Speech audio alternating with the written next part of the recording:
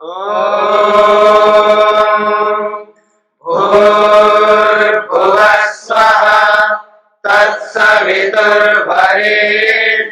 भर्गो देवस्य धीमहि धियो यो नः प्रचोदयात्।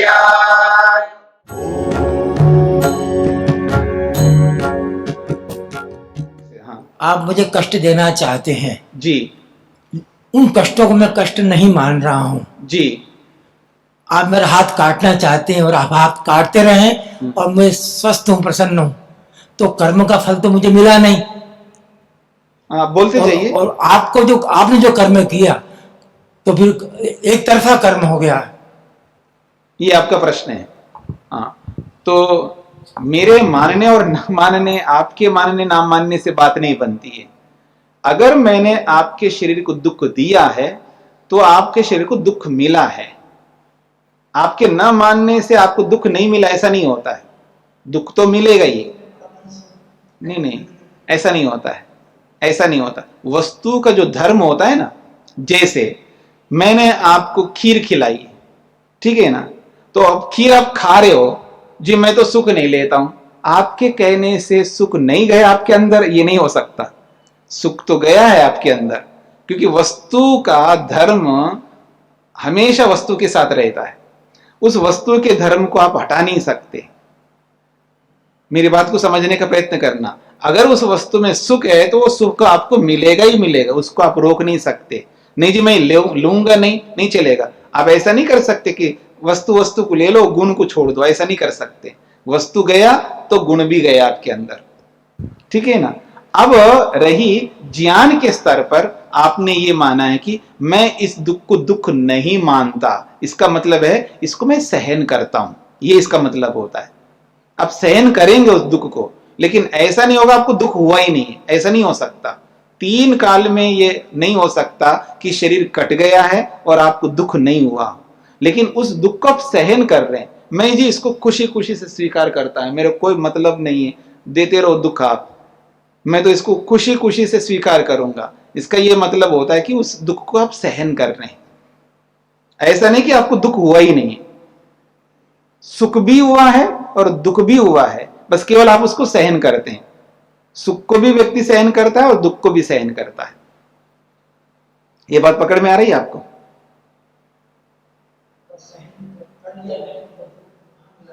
देखिए, दुख तो मिला है लेकिन आपने सहन कर लिया। लेकिन मैंने कर्म कर लिया, सुख देने का कर्म किया आपके लिए, लेकिन आपने उसको सहन किया। मिला तो है आपको, केवल आपने सहन किया, ठीक है ना। तो देने का जो फल है वो मेरे को मिलेगा। चाहे आपको दुख दिया या सुख दिया, तो दोनों का फल मेरे को मिलेगा। आपने सहन किया वो कोई बात नहीं, लेकिन कर्म तो मेरा हुआ है ना। कर्म हुआ तो उसका फल मिलेगा। आगे कैरी ऑन कहाँ हुआ, फिर वही काम में निपट गया। नहीं तो आपके लिए तो निमट गया, मेरे लिए तो बचा हुआ है ना कर्म। आपने भी माना कि मैंने बुरा कर्म किया ही नहीं। नहीं, मेरे मानने से बात नहीं चलती है ना। ऐसा है, कर्म करने का अपने हाथ में है, और उस कर्म को बुरा मानना और अच्छा मानना आपके हाथ में नहीं है। हाँ, याद रखना, आपके अच्छा मानने से वो अच्छा कर्म हो जाएगा, आपका बुरा मानने से बुरा हो जाए, ऐसा नहीं है। क्यों? जो व्यवस्था देता है ना, उसके हिसाब से चलना पड़ता है। व्यवस्था देने वाले के हिसाब से अच्छा बुरा होता है। मेरी बात समझ रहे हैं आप? क्योंकि व्यवस्था किसने दी है? ईश्वर ने दी है। तो ईश्वर ने जिस कर्म को अच्छा बोला, उसी को आप अच्छा बोलना पड़ेगा आपको। आप अपनी ओर से उसको बुरा नहीं कह सकते, और जिसको ईश्वर कहता है बुरा, और उसको अपनी ओर से अच्छा नहीं कह सकते। आपके हाथ में नहीं है अच्छा कहने का बुरा कहने का, क्योंकि व्यवस्था करने वाले के हाथ में, क्योंकि व्यवस्था तो उसको देनी है, उस कर्म का फल तो उसी को देना है ना। तो आपके कहने से उसको अच्छा बना करके फल देगा, आपके कहने से उसको बुरा मान करके बुरा फल देगा, ऐसा नहीं है। जो व्यवस्था करता है वही उसका फल देता है, और व्यवस्था करने वाले के हिसाब से ही वो अच्छा या बुरा होता है, हमारे हिसाब से नहीं होता है। ये आपको समझना पड़ेगा। जैसे हम आश्रम में रहते हैं, यहां की व्यवस्था है कि आपको यज्ञशाला में आना है, तो आप आएंगे, नहीं आएंगे तो आपको दंड दिया जाएगा, आपको कहा जाएगा। अगर आप नहीं आना चाहते हैं तो फिर जी आप यहाँ नहीं रह सकते। अगर आपको यहाँ रहना है तो आपको यज्ञशाला में आना है, आपको भोजनशाला में आना है, आपको ऐसा ऐसा रहना है। उस व्यवस्था के हिसाब से आप चलते रहेंगे तो आप यहाँ रह पाएंगे। और उस व्यवस्था का उल्लंघन करेंगे, आपको पहले से बताएंगे देखो आप गलत कर रहे हो, ऐसा नहीं करो। एक बार बताया, दो बार बताया, तीसरी बार कहेंगे हाथ जोड़ेंगे जी, आउट, निकलिएगा, यहाँ आप नहीं रह सकते।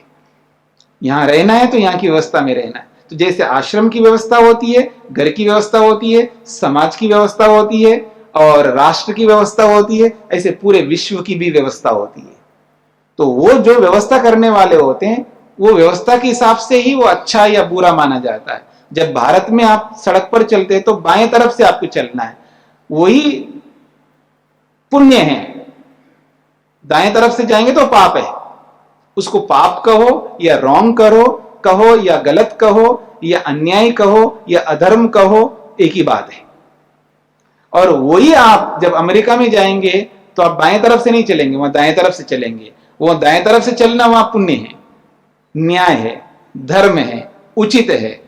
और यहां बाएं तरफ से चलेंगे, यहां वो न्याय है। यहां वाला बाएं तरफ, वहां वाला पाप है, वहां वाला दाएं तरफ, यहां वाला पाप है। वो व्यवस्था करने वाले के ऊपर निर्भर करता है। तो ऐसे ही हर देश की अपनी व्यवस्था है, तो पूरे विश्व की अपनी व्यवस्था है भगवान की। तो उसकी व्यवस्था के हिसाब से हमको चलना पड़ता है, हम निर्धारण नहीं कर सकते उसका। और किसी का प्रश्न? क्योंकि समय हो रहा है तो आप प्रश्नोत्तर कर ही रहे हैं, तो दो चार प्रश्न और कर लो। हाँ जी। श्रद्धा स्वामी जी, जी आपने वो बताया था कि जिसको हम चुनते हैं वह प्रारब्ध नहीं है। जी।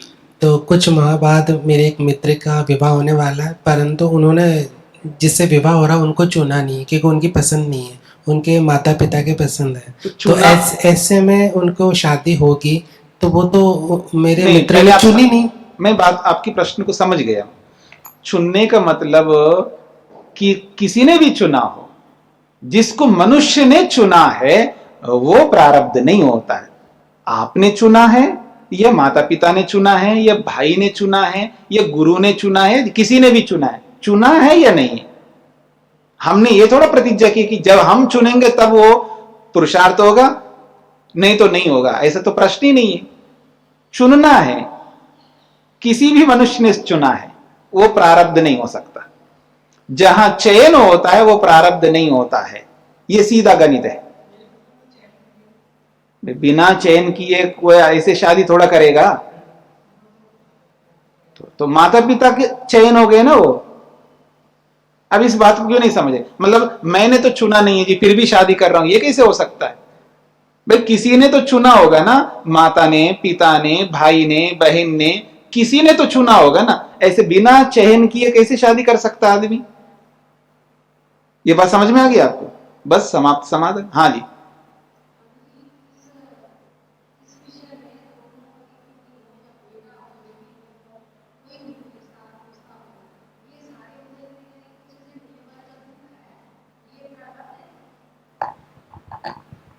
नहीं, मैंने पहले ही बोला था, सारे दुख प्रारब्ध नहीं होते हैं, सारे सुख प्रारब्ध नहीं होते। प्रारब्ध भी होते हैं और वर्तमान का पुरुषार्थ भी होता है। वो देखना पड़ता है कौन सा प्रारब्ध है, कौन सा पुरुषार्थ है। तो बताइए जरा कौन से। अभी बताया था ना, जहां चयन करके हम प्राप्त करते हैं, जहां जहां चयन करके हम प्राप्त करते हैं वो पुरुषार्थ होता है वर्तमान का। जहां बिना चयन किए अपने आप मिलता हो वो प्रारब्ध होता है। जैसे आपके यहां कोई पोता हो गया, ठीक है ना, तो आपने चयन करके थोड़ा लाया उसको ना। वो पुरुषार्थ नहीं है, वो प्रारब्ध है। और जैसा भी मिला है ना वैसे स्वीकार करना पड़ता है आपको। वो काला मिला है तो काला, गोरा मिला है तो गोला, ये जैसा भी मिला उसको स्वीकार करना पड़ता है आपको। और उनसे मिलने वाला दुख भी तो मिलते हैं, सुख भी मिलते हैं, दुख भी। पोते से, पोता हो, कोई भी हो, किसी से भी मिलता है। हाँ, किसी से भी जो तो मिलता वो भी देखना पड़ता है कि वो कौन सा दुख है, कौन सा दुख है, ये भी देखना पड़ता है ना। जैसे पोते ने हमको दुख दिया। हमारे समाज में तो ऐसे कह देते हैं जी, पति जो मिला है, जहाँ पत्नी जो मिली है, ये अपने कर्मों के हिसाब से मिली है, इसलिए ये दुख से ये जा रहे हैं। देखिए, जो आप सुनते हैं ना, जो भी हमने सुना है, दो प्रकार से हम सुनते हैं। अच्छा। एक तो यथार्थ सुनते हैं और एक अयथार्थ सुनते हैं, गलत भी सुनते हैं और ठीक से भी सुनते हैं। तो बहुत सारी बातें सुनी सुनी होती है, गलत होती हैं। सुने हैं इसलिए वो सही हो ये कोई जरूरी नहीं है, क्योंकि गलत भी होता है और सही भी होता है। जैसे उदाहरण के लिए सूर्य ग्रहण हो रहा है, सुनते हुए आ रहे हैं कि भोजन नहीं बनाना है, बना हुआ भोजन घर पे नहीं होना चाहिए, बहुत कुछ हमने सुन रखा है, ठीक है ना। और पुराने ढंग के लोग जो है वो सब इनका पालन करते हैं, और आजकल के जो पढ़े लिखे लोग हैं, ठीक है, वो नहीं पालन करते हैं। क्यों? उनको पता है क्या करना है क्या नहीं करना है, सूर्य क्या होता है, सूर्य ग्रहण क्या होता है, उसका प्रभाव क्या होता है, उसके लाभ क्या होते हैं, उसकी हानि क्या होती है, वो सब पता है उनको। जिनको वो इन सारे नियमों को कोने में रख देते हैं। मेरी बात समझ रहे हैं ना? क्यों? उनको पता है। तो ये देखना पड़ता है कहां हम अपने हाथों से काम कर रहे हैं और उसका परिणाम हमको सुख या दुख मिल रहा है, और कहां हम अपने हाथों से कुछ नहीं किया फिर भी मिल रहा है।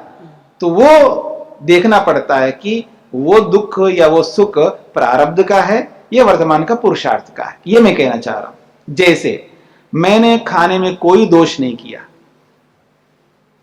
मेरी बात समझ रहे हैं?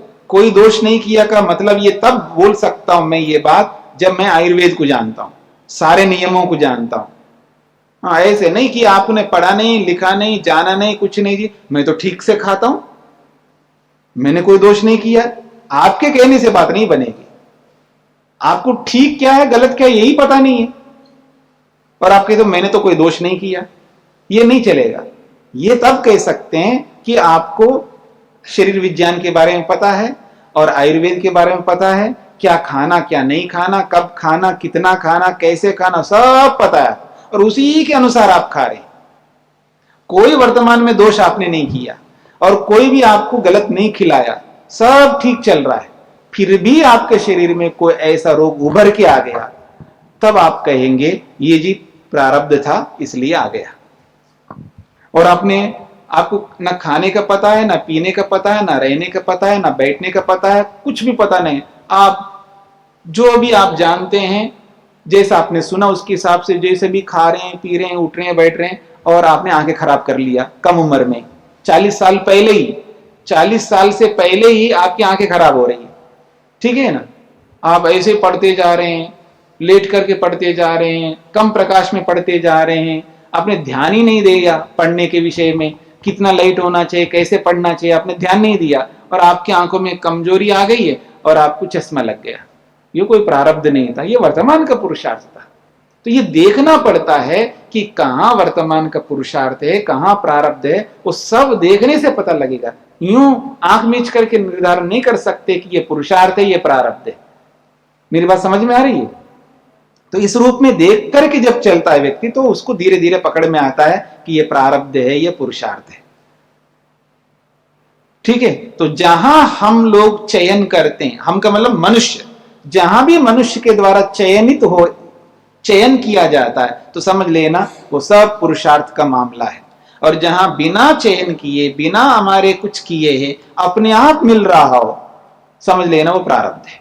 ये मोटा एक उदाहरण है। हाँ जी,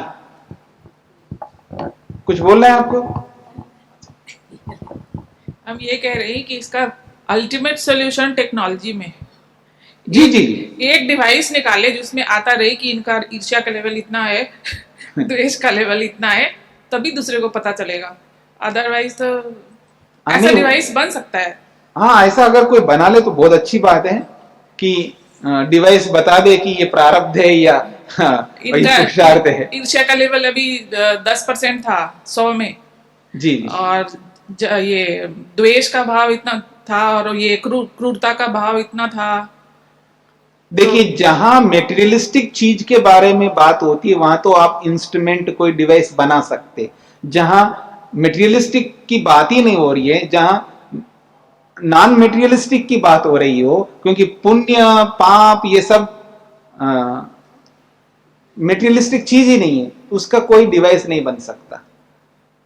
जैसे आजकल बीपी नापते हैं या नार्को टेस्ट करते हैं। नहीं, वो एक अलग बात हो गई ना, वो तो शारीरिक स्थिति के हिसाब से पता लगता है, वो सब एक सिस्टम है। लेकिन हर चीज के लिए आप मशीन नहीं बना सकते। अगर मान लीजिए कल को माना वो भी बन जाता हो तो तब देख लेंगे। हम ये दूसरा मान लीजिए ऐसा किसी ने प्रपोजल दिया कि ऐसी डिवाइस बनाना है जिसमें सबका ये चार्ट आएगा कि वो उस समय वो किस लेवल का द्वेष था, किस लेवल का उसका करुणा था, तो उसमें कितने क्वालिटीज आप रखना चाहेंगे? हाँ, वो कर सकते वैसे डिवाइस तो बन सकते हैं, उसमें कोई बात तो नहीं उसमें कितने क्वालिटीज रखना चाहिए? वो तो रखना चाहिए, क्या वो जितनी होंगी उतनी होंगी। वो मैत्री भाव कितना था, करुणा भाव कितना था, और वो तो डिवाइस बनाने वाले के ऊपर डिपेंड करेगा ना, उसका कितना नॉलेज है और वो कितना जानता है। क्योंकि जो भी डिवाइस बनाने वाला है ना, वो पहले जैसे कंप्यूटर बनाने वाले ने कंप्यूटर बनाया, उसको ये पता है कि क्या क्या रिक्वायरमेंट है लोगों की, क्या क्या आवश्यकता है, उन आवश्यकताओं को ध्यान में रख करके वो बनाते हैं। फिर एक बार बना दिया, उसके बाद में अब नए नए सॉफ्टवेयर आ रहे हैं, वो जितने भी सॉफ्टवेयर आ रहे हैं वो वर्तमान के रिक्वायरमेंट को ध्यान में रख करके ही तो आ रहे हैं। तो वो जैसे जैसे आवश्यकता बढ़ती जाएगी वैसे वैसे वो वैसे बनाते जाएंगे। तो आवश्यकता के ऊपर डिपेंड करता है। बनाने वाले को सारी आवश्यकताओं का पता नहीं रहता, हाँ याद रखना। इसलिए वो जो भी बनाएगा वो सीमित ही बनाएगा, क्योंकि वो मनुष्य है। और फिर उसके बनाने के बाद में फिर जैसे जैसे उसको और आवश्यकताओं का पता लगता है, फिर वैसे वैसे वो ऐड करता जाता है। इसलिए जितने भी आज मोबाइल आ रहे हैं, जितने भी डिवाइस आ रहे हैं, जितने भी यंत्र आ रहे हैं, वो मॉडिफाई होते जा रहे हैं, अपडेट होते जा रहे हैं। जैसे जैसे आवश्यकताओं का पता लग रहा है वैसे वैसे उसमें जोड़ते जा रहे हैं और आगे बढ़ाते जा रहे हैं, चेंजेस लाते आ रहे हैं। तो पता होने पर ही कर पाएंगे, पहले से ही वो बन करके नहीं आ सकता। नहीं, जैसे सांस का रफ्तार बढ़ जाती है, हार्ट बीट बढ़ जाता है, वात पित्त दोष कैसे बढ़, उससे एक एक गुण का। वो तो बनाने वाले ने ऐसा सिस्टम बनाएगा ना कि उसको पता है वात क्या होता है, पित्त क्या होता है। अगर उसको पता लग गया और उसके लिए इंस्ट्रूमेंट बन सकता तो बना देगा, तो पता लग जाएगा। बनाने वाले के ऊपर होता है, उसके नॉलेज के ऊपर होता है। हाँ, ये सब देखना पड़ेगा ना।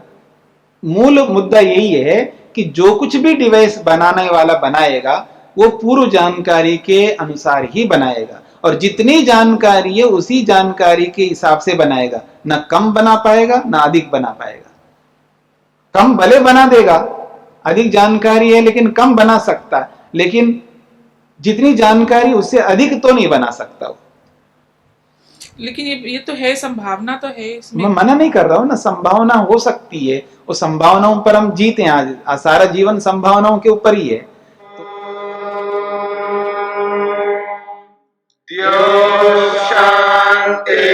शांतिरंतरिक्षं शांति पृथिवी शांतिरापः शांतिरोषधयः शांतिः वनस्पतयः शांतिर्विश्वे देवाः शांतिर्ब्रह्म शांति सर्वं शांति शांतिरेव शांति क्षमा शांतिरेधि। ओम शांति शांति शांति।